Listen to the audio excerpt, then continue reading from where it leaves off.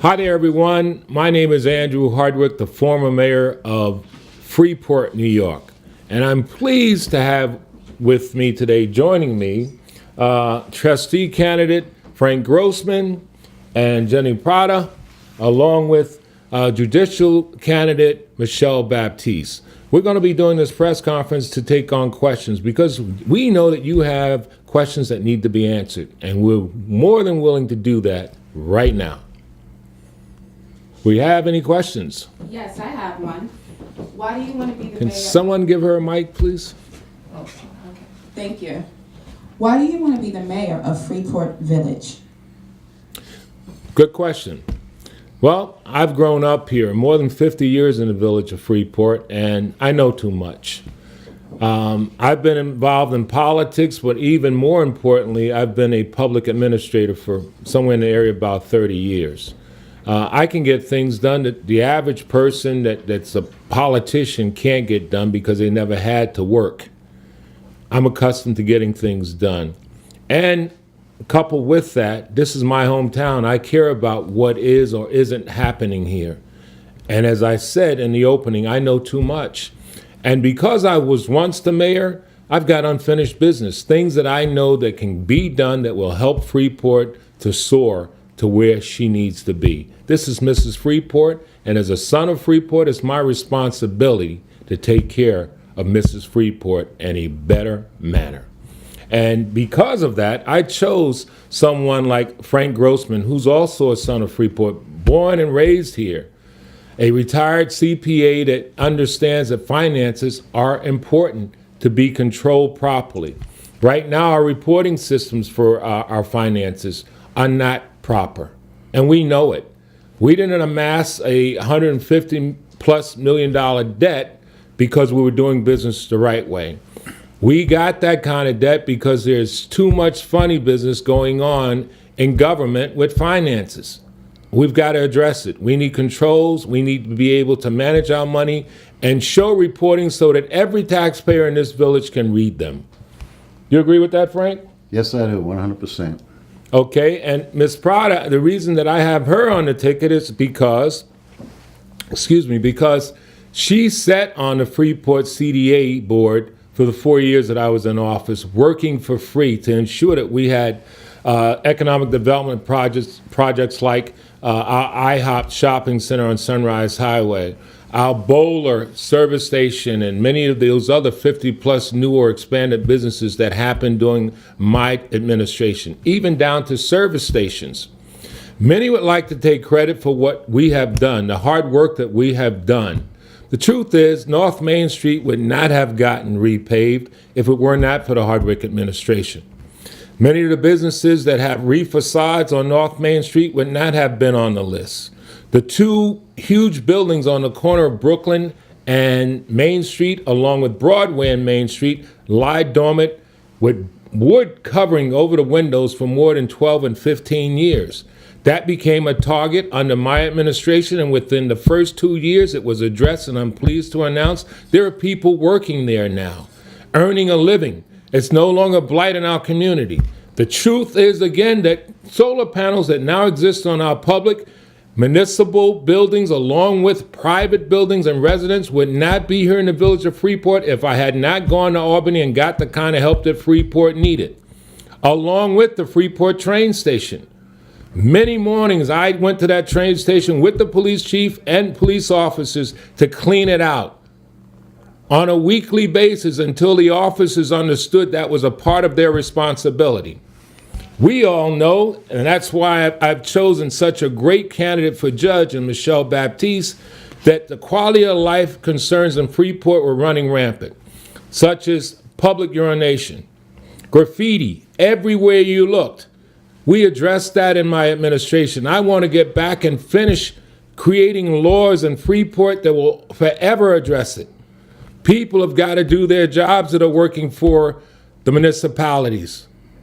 And they can only do that with good management. We know our streets are not being plowed properly because of poor management, not because of the workers, but because the mayor's administration that we have now are not doing their job because they're penny pitching. When we have a storm emergency, we need to give our employees what they need to get the job done. If that means 2-3 days or whatever of overtime, pay it to them. They earn the right to get it. It's the only right thing to do. So what I'm telling you is that the Hardwick team is ready to go to work because we understand that Freeport needs a commitment from individuals that are not going to self-serve, from individuals that don't want to have any other business except Freeport business. All of these other candidates, not only do they have multiple businesses, but they have businesses in Freeport. Quite frankly, Freeport's problems are too serious to have someone serving themselves and their family members with their own private family businesses while serving on the Freeport board. It may not be improper by law, but you know what? If I'm a business person and my business is going through changes, I'm going to opt to take care of my private business before I would the municipality. That's the way it goes. I'm here to tell you right now, the only business that Andrew Hardwick has is Freeport business. I want to take care of Freeport the way I've always done, with all of me. Mrs. Freeport will never have to look for her son, Andrew Hardwick, because I'll be standing right next to her. And so will my team, and I'm proud to have this team. Now, we'll take questions. What is your vision for Freeport Village in the next 4 years? Well, that's a big question because right now we have got to address Freeport's needs. We know that now there are more than 600 homes combined with the 300 plus, somewhere around 350 of Sandy homes that are still in trouble, along with the 200 plus homes that are foreclosed, along with homes that have other issues that may have even become zombie homes or properties at this time. We cannot think for a second that we can continue to say Freeport will not have a tax increase, or that these 600 plus homes don't matter, or that having a majority of the buildings in our industrial park with lettering on them that reads sell, buy, lease, help me on them can just go lying untouched and unaddressed without it coming back to all of the people here in Freeport, be it you're a residential taxpayer, or commercial, or industrial. If we don't address these significant problems, we will all be paying dearly shortly, and it doesn't matter who the mayor is. Trouble is already on the way, and we have to know that Sandy has relatives. We got to better prepare for these storms, and not everybody can lift a property. And so if we got 300 plus homes that are in trouble, that's a problem in itself, but now we know that there are more 200 other homes scattered all over the village, not just on the south, that have issues. And we know you can look at some neighbors' homes and see that they're having problems. So what I would say to you is that we have got to come together as a community, create public oversight commissions that can help in some of these verticals that are going to tell the truth and not try and have smoke and mirror all the time to dilute things, to better play politics with the people's business. The people's business needs to be transparent, open, and honest. We are in troubled times right now, and no one's coming from the outside to help Freeport do anything.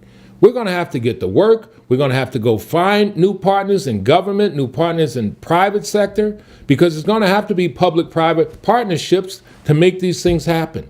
There's too much wrong for us to continue to believe this guy that's telling us no tax increase. We have problems.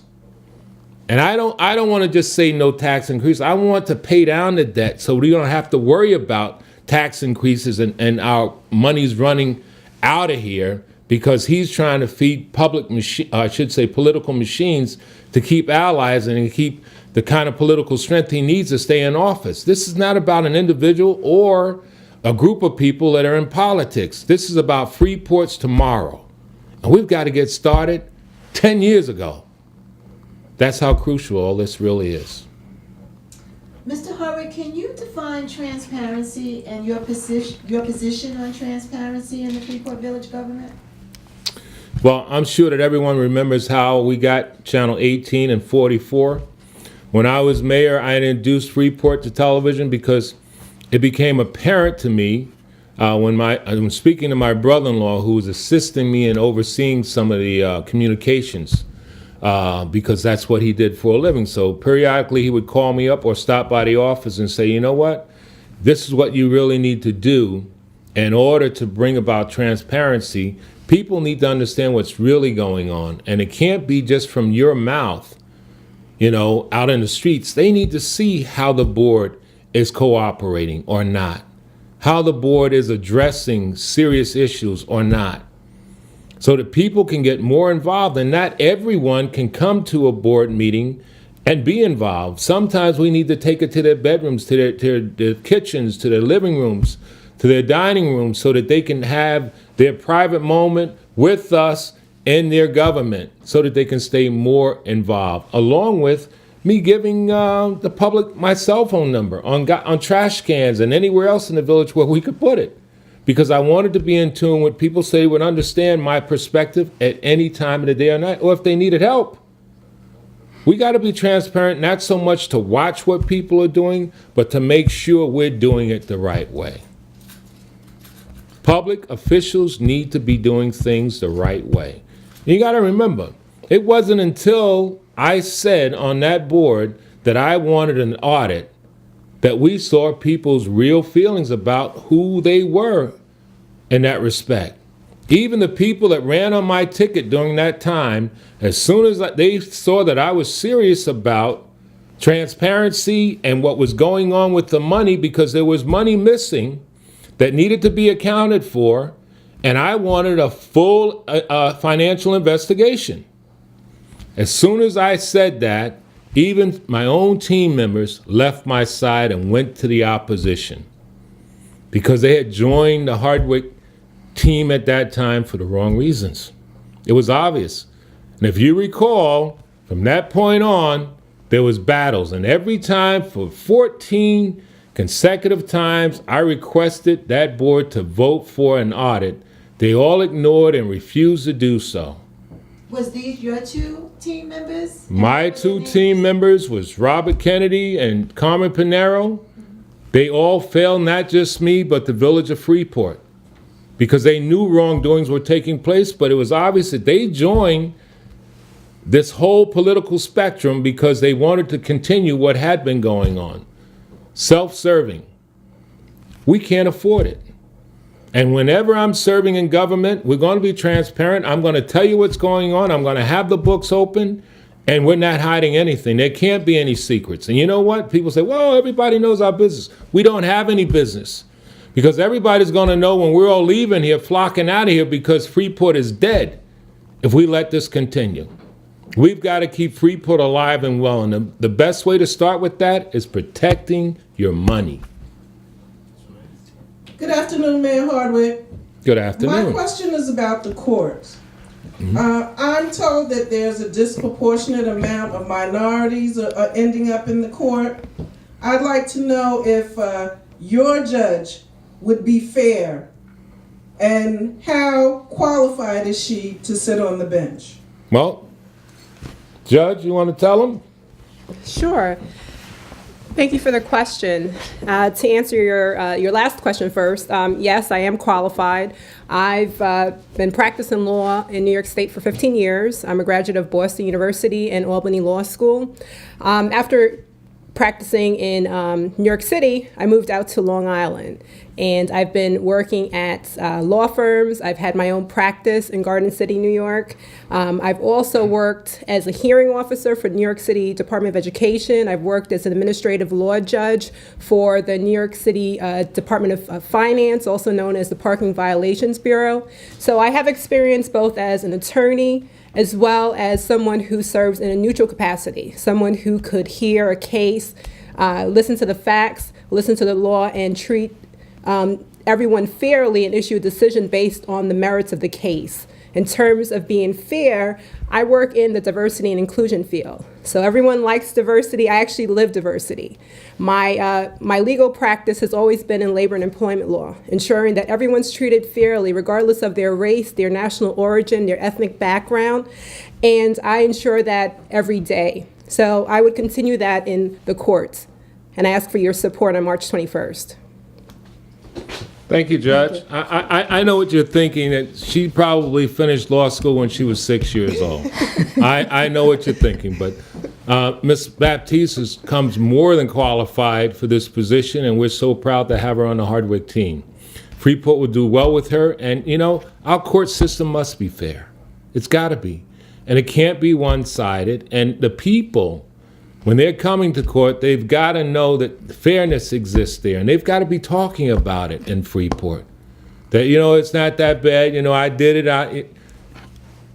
I was once told in the military, you know, when you've got to say no to someone, always try to treat people in such a way that they feel sorry that you had to be the one to tell them.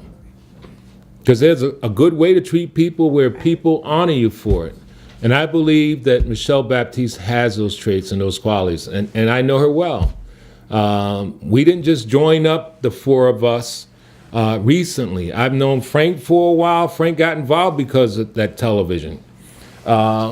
Jenny got involved because she believed in me. I knew her before all of this.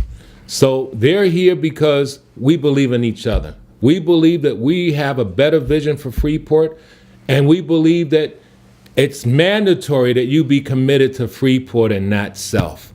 That's the only thing that's missing in that village hall right now, is an administration that's committed to Freeport and not themselves.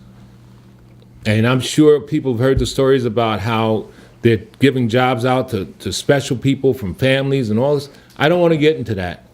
We want to keep it positive about Freeport.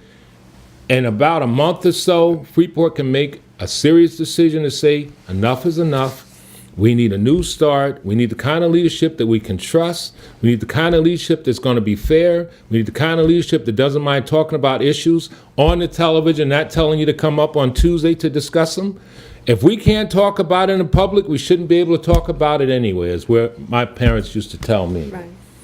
You know, if you can't say it in public, you shouldn't be able to say it anywhere. We're going to bring it back, Freeport. We have to do the right thing, and everybody in Freeport should know what's going on. Just a follow-up question. Mr. Grossman is running with you.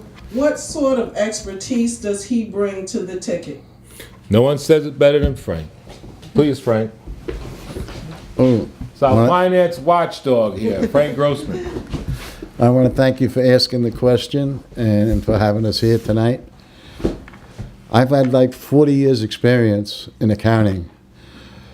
I'm a retired CPA. I retired 2010.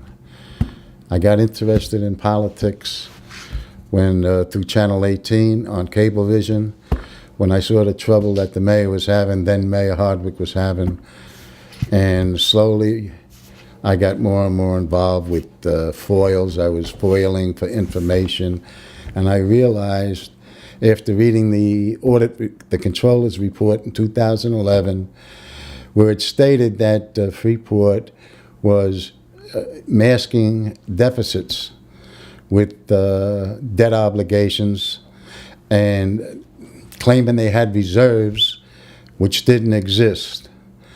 And I just became more and more concerned and alarmed what was going on, and that's how I became involved. I told her when Mayor Hardwick called me, he said, would you be interested in joining the team? This is only several months ago. And I said, yes. I says, under the condition that we straighten out the transparency. And I went over it with the mayor, and he agreed. He said, fine. He says, we're going to get straightened out. We're going to go on the budget. We're going to stick to the budget. And we're going to get the people in there that know how to operate and work with a budget and use it as the tool that it was designed to be. So that's going to be my goal. My goal is going to be to produce financial statements on a timely basis within 90 days after the close of the year, not 2 years. We're going to see, or a year and a half, we're going to get financial statements that are going to be complete. They're going to be intelligible, and you're also going to get a budget that is not going to leave out $40 million in revenue from the electric department and the water department. You're going to be able to see where every dollar is going, and you're going to understand the financial statements. Because that's the only way you're going to be able to accomplish your goals. You got to know the finances are number one. You can't do anything without any money. So we got to get a control on the debt. And what I saw is very alarming. There's too much borrowing going on. These refunding bonds are a nightmare. Okay, when they issue a refunding bond, and this is the last thing, I'll shut up. Oh, do your thing, Frank. Do your thing. Excuse me. When they issue a refunding bond, what they're really doing is they're telling you they're saving you money, but they're not saving you money. What they're doing is they're really costing you money, because once they take that new issue, they transfer the old bonds that they're refunding into an escrow account. Once it's in that escrow account, it's usually overseen by an attorney who he claims client privilege, protection. So the restrictions now, once that money's transferred, there's no more restrictions on those loan obligations. So that excess money, especially in an advanced refunding, is left on the books, and it becomes a free reserve, so to speak. What's the word I'm looking for? The fund balance it's a classification. It's not unrestricted. It's unassigned. It becomes an unassigned fund, and that's moves it into discretionary category, and they can spend it however they want. Instead of, with the restriction on it, they're supposed to spend those proceeds, if there's any excess proceeds, it's supposed to go back into the debt fund. Let me stop there before I... No, we appreciate what you've done, Frank. And Thank you. that's the reason that we have Frank Grossman on the Hardwick team, because it all comes back to the money. If you remember, when I was in office, I always said, follow the money. We have to follow the money. So thank you, Frank, for being on my team. I really appreciate it, because he didn't have to do this. Neither did Jenny. Neither did Michelle. I'm grateful, because this is not an easy job. And not many people are standing in line wanting to do this the right way. Any other questions? One more, Juana Prado, I believe her name is. What sort of, she was on the CDA during your administration. What sort of influence and growth did you have during her tenure on the CDA? Well, I don't mind bragging about, I call her Jenny. You call her Juana, but she's Jenny to me. I've known her for more than 20 years. I know her commitment, her love, and her passion for Freeport.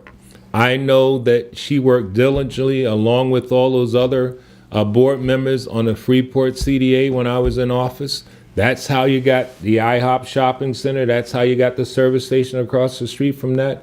That's how you got more than 48 other new or expanded businesses all over Freeport because of their hard work. And her main focus will be economic development. It will be community development, because we have to continue that. In order to correct our financial ills, we've got to ensure that every place in this village is operating to create jobs and tax revenues. And without that, we don't make it. So, would you like to just tell them about the reason why you want to be on this team? Sure, ma'am. Hi, my name is Juana Prado, and I've lived in the village of Freeport for 17 years. I have 2 adult children and 6 grandchildren. And the reason I'm on this ticket is transparency, because I want everything to be out in the open and everything to be out in the books. I'm also a homeowner, and that's pretty easy to do, but I also manage my own home, and I want to know where my money's being spent. I really work 2 jobs in order to maintain my home. I'm running on the Hardwick team for the simple fact I want transparency. I want to know where my money's going to. I also want a future for my kids. I have 6 grandchildren who I want them to live here in Freeport. Freeport is beautiful. Freeport is a village that if we work together, we stay together. And to my Latin community, let's do it all together. Vamos a hacerlo todo juntos, todo unido, y vamos a poner a la vía de Freeport número 1. Gracias. Gracias. So, we're ready to go. We know that this is not going to be easy to finish up because people have got all kinds of rumors they're putting out there. They're all kind of negativity. We want to keep this high. And when they go low, We go high. we go high. Because this is about the future of our young people, and we're also showing them the right way to do it. This is about bringing all of Freeport together collectively. We can disagree to agree, but we have to do, at the end of the day, what's right for all. We thank you so much, unless there's other questions. No? Thank you so much, and Thank you. support the Hardwick team. Don't waste your vote.